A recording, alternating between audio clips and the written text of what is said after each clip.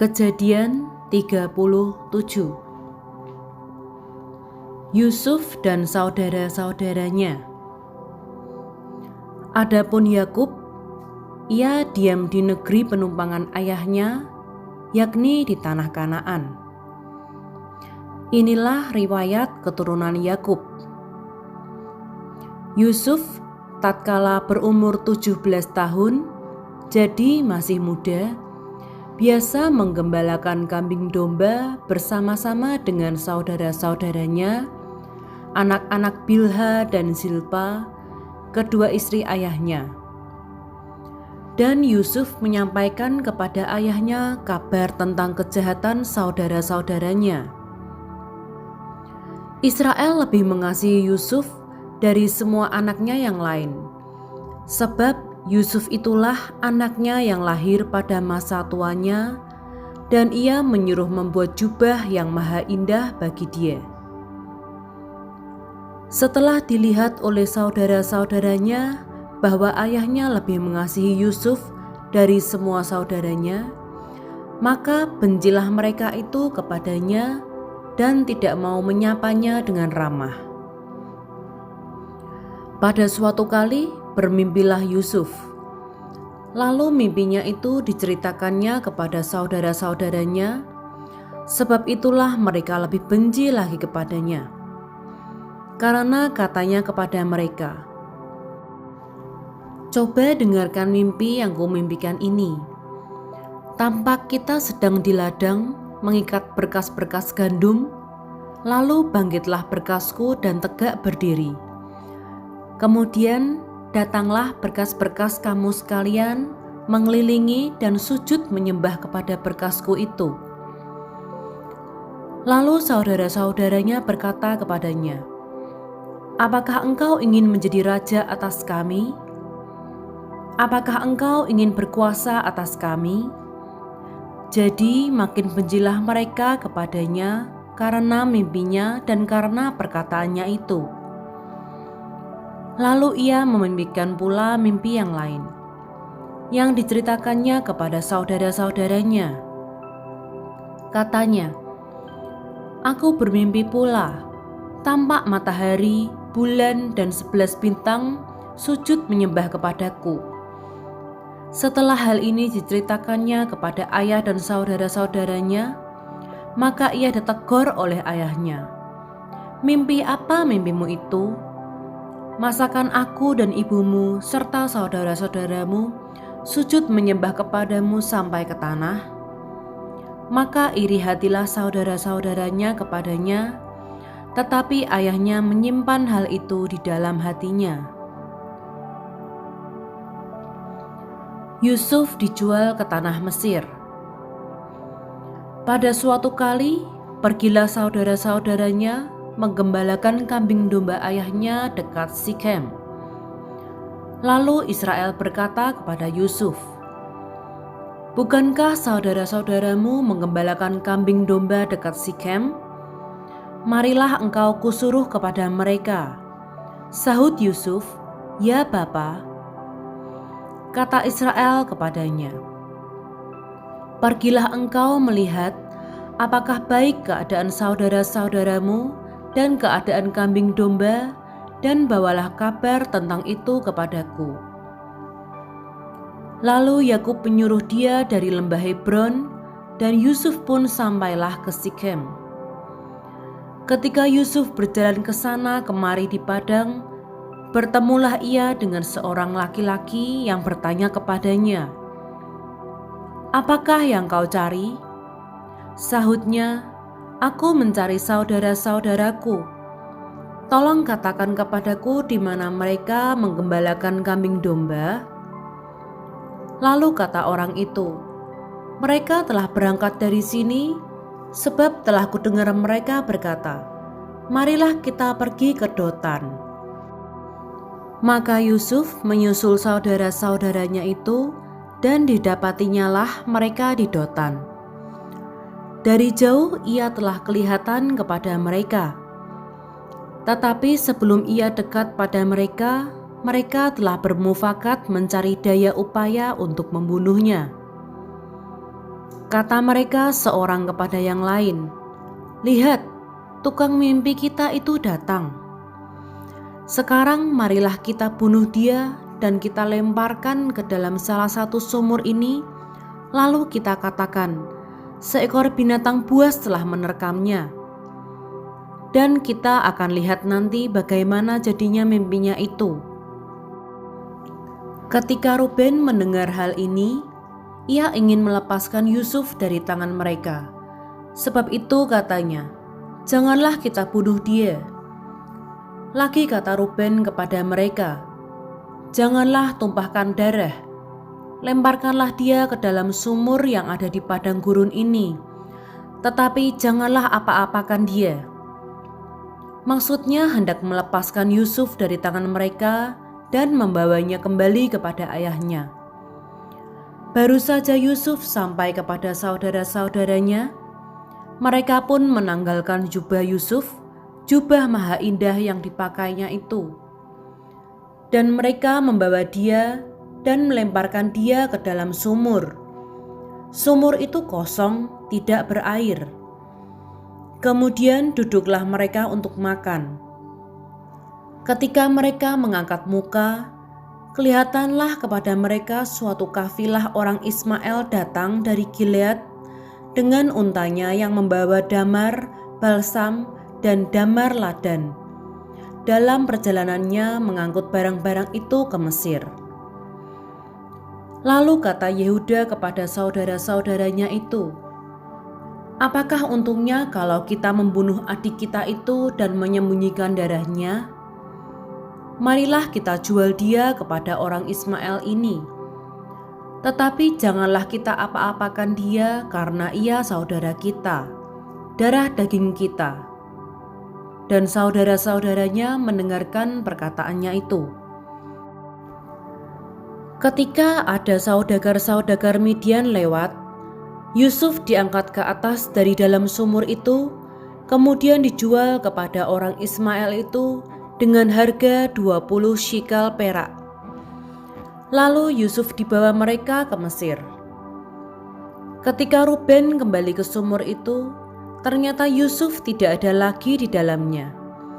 Lalu dikoyakkannya lah bajunya, dan kembalilah ia kepada saudara-saudaranya. Katanya, "Anak itu tidak ada lagi, kemanakah aku ini?" Kemudian mereka mengambil jubah Yusuf dan menyembelih seekor kambing, lalu mencelupkan jubah itu ke dalam darahnya. Jubah maha indah itu mereka suruh antarkan kepada ayah mereka dengan pesan, "Ini kami dapati. Silakanlah Bapak periksa apakah jubah ini milik anak Bapak atau tidak." Ketika Yakub memeriksa jubah itu, ia berkata, "Ini jubah anakku. Binatang buas telah memakannya. Tentulah Yusuf telah diterkam." Dan Yakub mengoyakkan jubahnya itu, lalu mengenakan kain kapung pada pinggangnya, dan berkabunglah ia berhari-hari lamanya karena anaknya itu. Sekalian anaknya laki-laki dan perempuan berusaha menghiburkan dia, tetapi ia menolak dihiburkan, serta katanya, "Tidak, aku akan berkabung sampai aku turun mendapatkan anakku ke dalam dunia orang mati." Demikianlah Yusuf ditangisi oleh ayahnya. Adapun Yusuf, ia dijual oleh orang Midian itu ke Mesir kepada Potifar, seorang pegawai istana Firaun, kepala pengawal raja.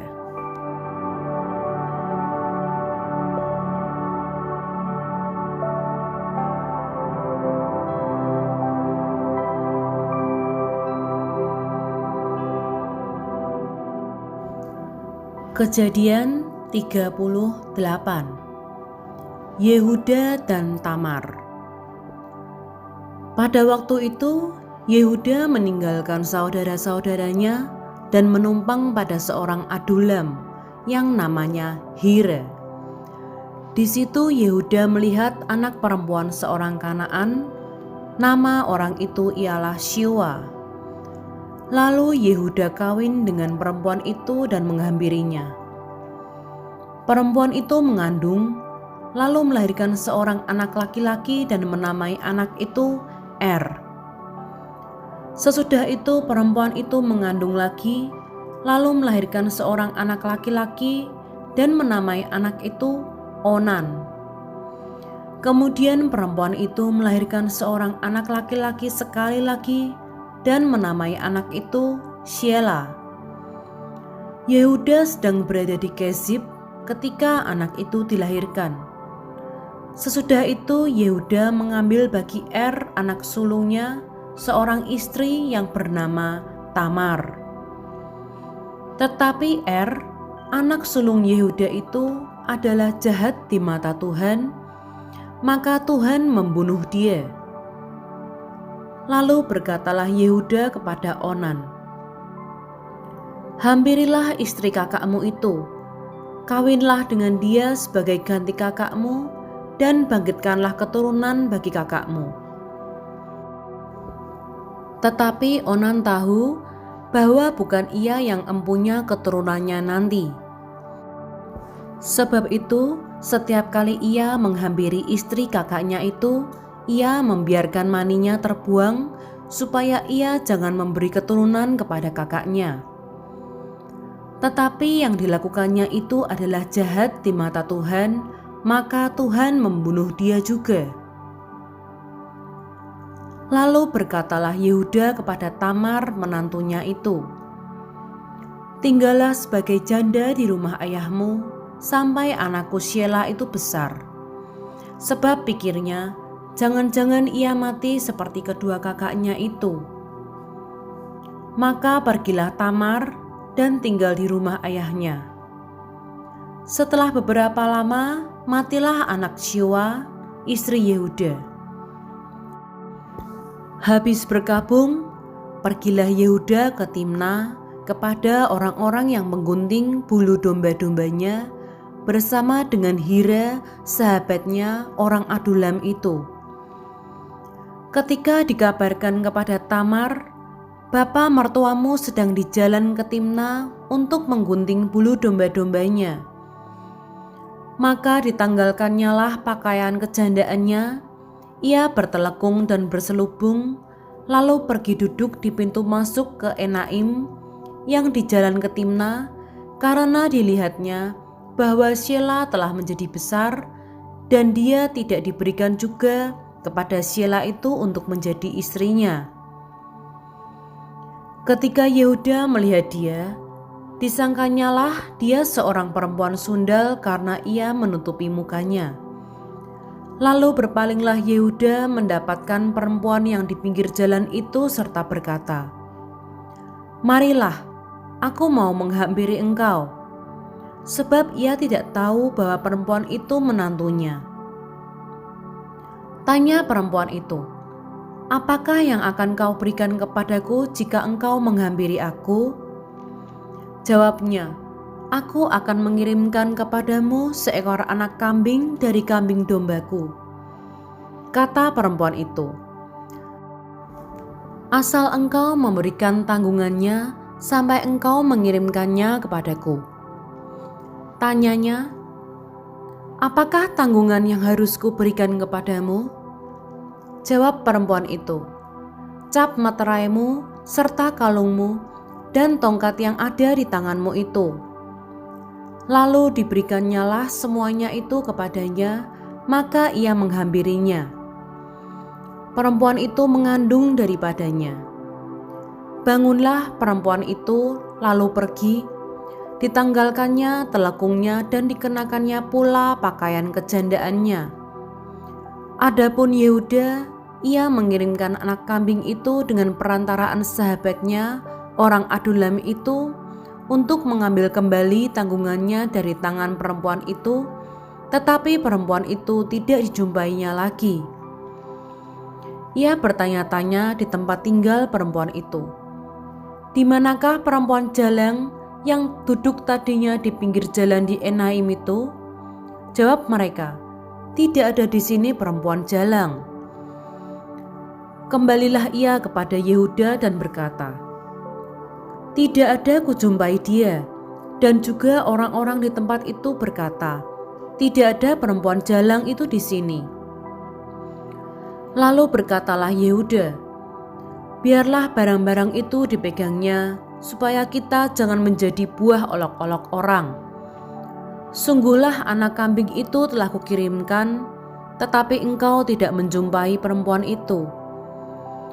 Sesudah kira-kira 3 bulan, dikabarkanlah bahwa Yehuda, "Tamar menantumu bersundal, bahkan telah mengandung dari persundalannya itu." Lalu kata Yehuda, "Bawalah perempuan itu supaya dibakar." Waktu dibawa, perempuan itu menyuruh orang kepada mertuanya mengatakan, "Dari laki-laki yang empunya barang-barang inilah aku mengandung." Juga dikatakannya, "Periksalah, siapa yang empunya cap meterai serta kalung dan tongkat ini?" Yehuda memeriksa barang-barang itu lalu berkata, "Bukan aku, tetapi perempuan itulah yang benar, karena memang aku tidak memberikan dia kepada Shelah anakku." Dan ia tidak bersetubuh lagi dengan perempuan itu. Pada waktu perempuan itu hendak bersalin, nyatalah ada anak kembar dalam kandungannya.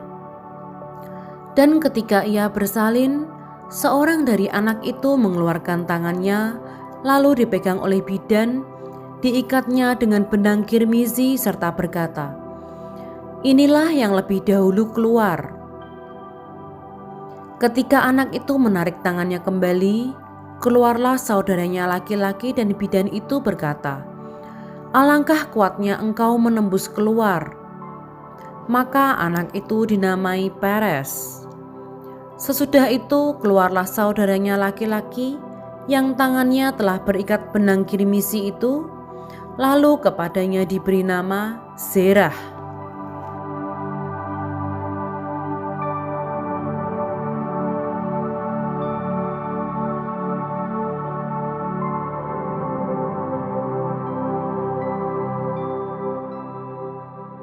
Kejadian 39.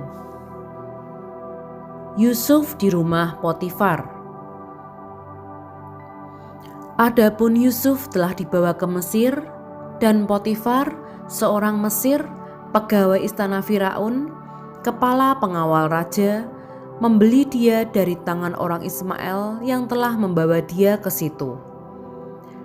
Tetapi Tuhan menyertai Yusuf sehingga ia menjadi seorang yang selalu berhasil dalam pekerjaannya. Maka tinggallah ia di rumah tuannya, orang Mesir itu. Setelah dilihat oleh tuannya bahwa Yusuf disertai Tuhan dan bahwa Tuhan membuat berhasil segala sesuatu yang dikerjakannya, maka Yusuf mendapat kasih tuannya dan ia boleh melayani dia. Kepada Yusuf diberikannya kuasa atas rumahnya, dan segala miliknya diserahkannya kepada kekuasaan Yusuf. Sejak ia memberikan kuasa dalam rumahnya dan atas segala miliknya kepada Yusuf, Tuhan memberkati rumah orang Mesir itu karena Yusuf, sehingga berkat Tuhan ada atas segala miliknya, baik yang di rumah maupun yang di ladang. Segala miliknya diserahkannya pada kekuasaan Yusuf, dan dengan bantuan Yusuf, ia tidak usah lagi mengatur apa-apapun selain dari makanannya sendiri. Adapun Yusuf itu manis sikapnya dan elok parasnya. Selang beberapa waktu, istri tuannya memandang Yusuf dengan berahi, lalu katanya, "Marilah tidur dengan aku." Tetapi Yusuf menolak dan berkata kepada istri tuannya itu, "Dengan bantuanku, tuanku itu tidak lagi mengatur apa yang ada di rumah ini, dan ia telah menyerahkan segala miliknya pada kekuasaanku. Bahkan di rumah ini ia tidak lebih besar kuasanya daripadaku. Dan tiada yang tidak diserahkannya kepadaku selain daripada engkau, sebab engkau istrinya. Bagaimanakah mungkin aku melakukan kejahatan yang besar ini dan berbuat dosa terhadap Allah?" Walaupun dari hari ke hari perempuan itu membujuk Yusuf, Yusuf tidak mendengarkan bujukannya itu untuk tidur di sisinya dan bersetubuh dengan dia. Pada suatu hari, masuklah Yusuf ke dalam rumah untuk melakukan pekerjaannya, sedang dari seisi rumah itu seorang pun tidak ada di rumah. Lalu perempuan itu memegang baju Yusuf sambil berkata, "Marilah tidur dengan aku." Tetapi Yusuf meninggalkan bajunya di tangan perempuan itu dan lari keluar. Ketika dilihat perempuan itu bahwa Yusuf meninggalkan bajunya dalam tangannya dan telah lari keluar, dipanggilnyalah seisi rumah itu lalu katanya kepada mereka, "Lihat, dibawanya kemari seorang Ibrani, supaya orang ini dapat mempermainkan kita. Orang ini mendekati aku untuk tidur dengan aku, tetapi aku berteriak-teriak dengan suara keras. Dan ketika didengarnya bahwa aku berteriak sekeras-kerasnya, ditinggalkannyalah bajunya padaku, lalu ia lari keluar. Juga ditaruhnya baju Yusuf itu di sisinya sampai tuan rumah pulang." Perkataan itu jugalah yang diceritakan perempuan itu kepada Potifar. Katanya, "Hamba orang Ibrani yang kau bawa kemari itu datang kepadaku untuk mempermainkan aku. Tetapi ketika aku berteriak sekeras-kerasnya, ditinggalkannya bajunya padaku, lalu ia lari keluar." Baru saja didengar oleh tuannya perkataan yang diceritakan istrinya kepadanya, "Begini begitulah aku diberlakukan oleh hambamu itu," maka bangkitlah amarahnya. Lalu Yusuf ditangkap oleh tuannya dan dimasukkan ke dalam penjara, tempat tahanan-tahanan raja dikurung. Demikianlah Yusuf dipenjarakan di sana. Tetapi Tuhan menyertai Yusuf dan melimpahkan kasih setianya kepadanya dan membuat Yusuf kesayangan bagi kepala penjara itu. Sebab itu kepala penjara mempercayakan semua tahanan dalam penjara itu kepada Yusuf, dan segala pekerjaan yang harus dilakukan di situ, dialah yang mengurusnya. Dan kepala penjara tidak mencampuri segala yang dipercayakannya kepada Yusuf, karena Tuhan menyertai dia dan apa yang dikerjakannya dibuat Tuhan berhasil.